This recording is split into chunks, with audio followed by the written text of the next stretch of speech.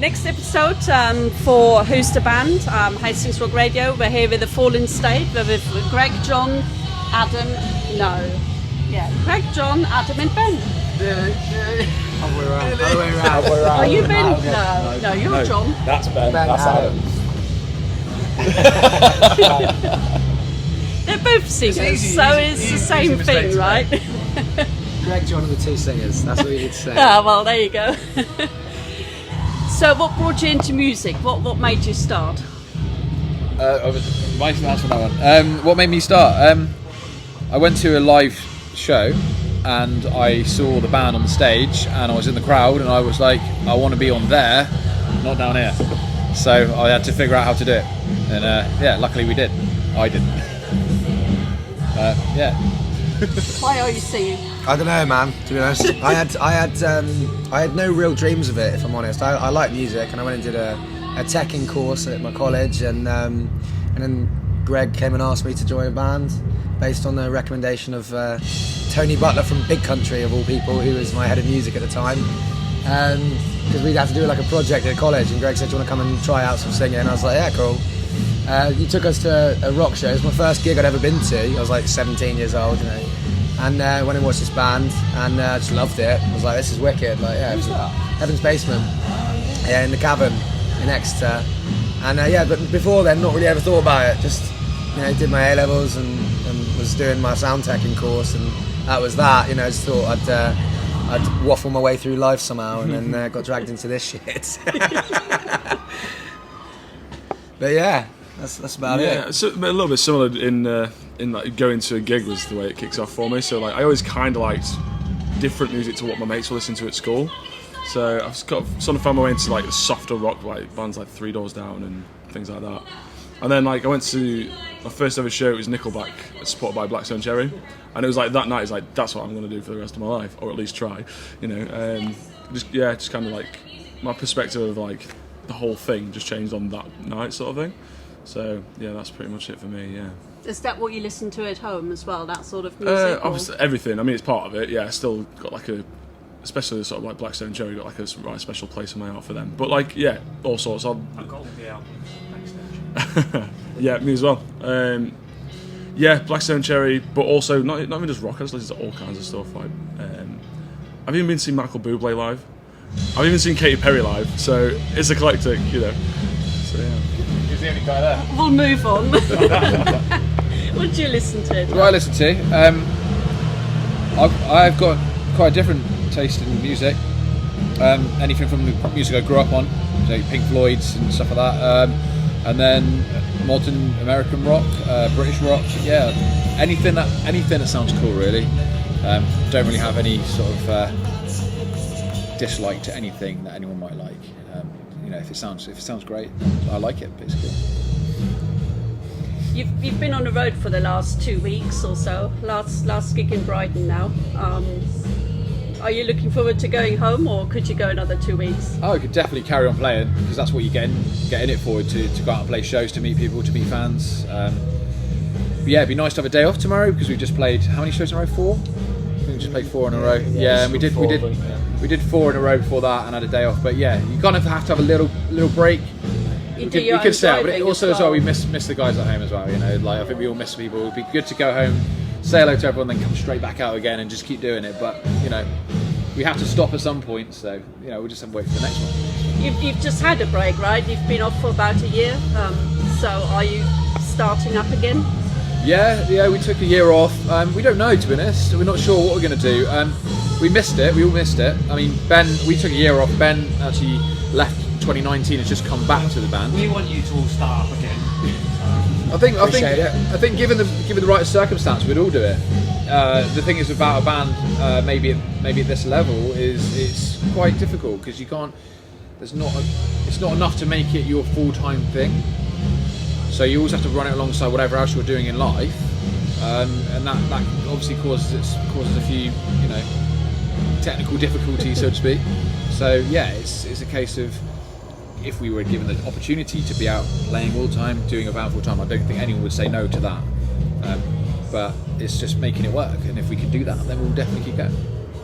you've done a few records, a few albums, so you've certainly done the work. Try to. Anything else on coming up or planned, or you're going to see what happens? We've got lots of material written, and there's then you know we can write material. It just depends how everyone feels, doesn't it? Really. I think it's a question if we want to. Who does the writing? We all do. We don't. We get a guy in from America who does it all for us. Yeah. It's very expensive. Yeah.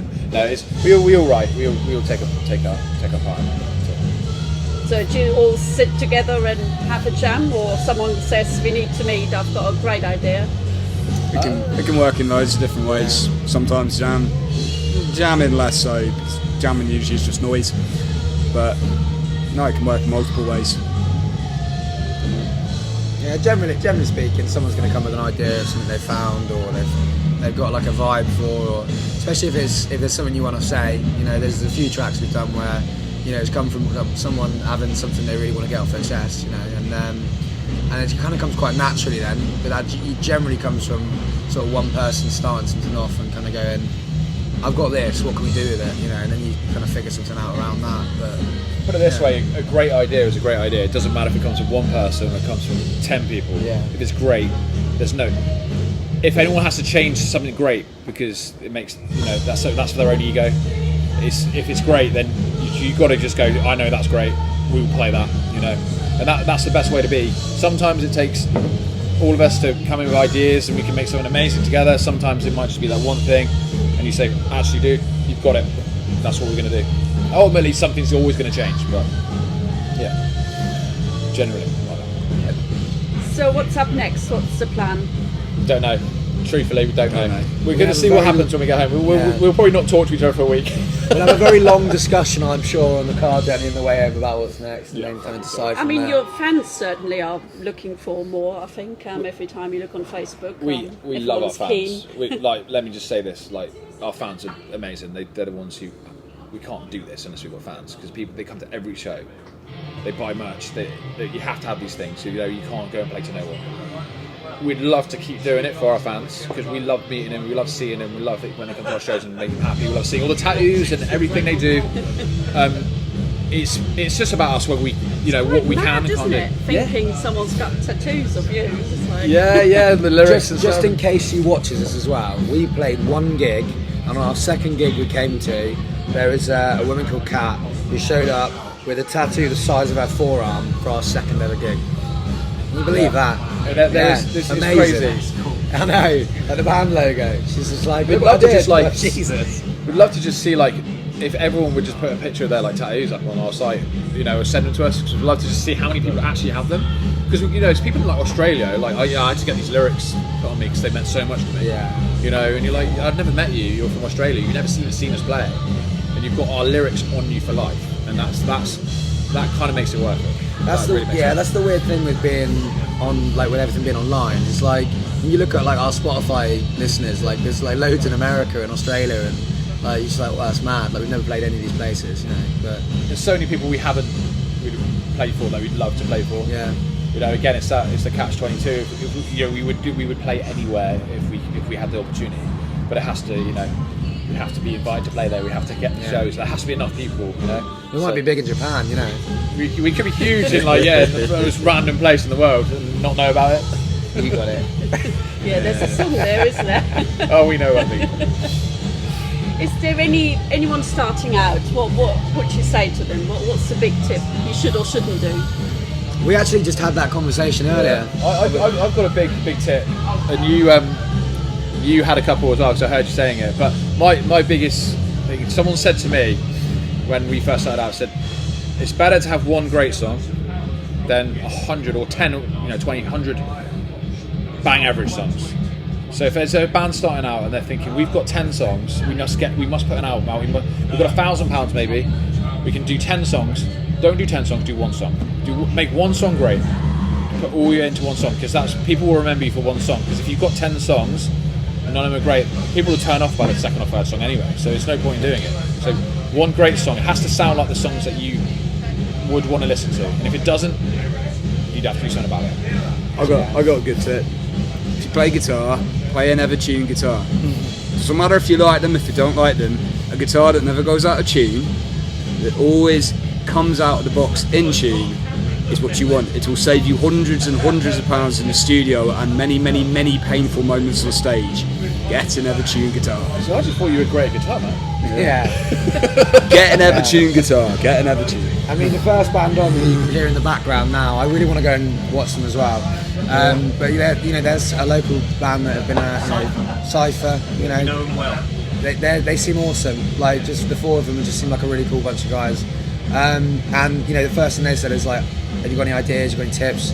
And so like it's awesome for us. Like, share a bit of knowledge. Like, we've been around the block a few times and we can kind of say like, yeah, have a look at that, do that.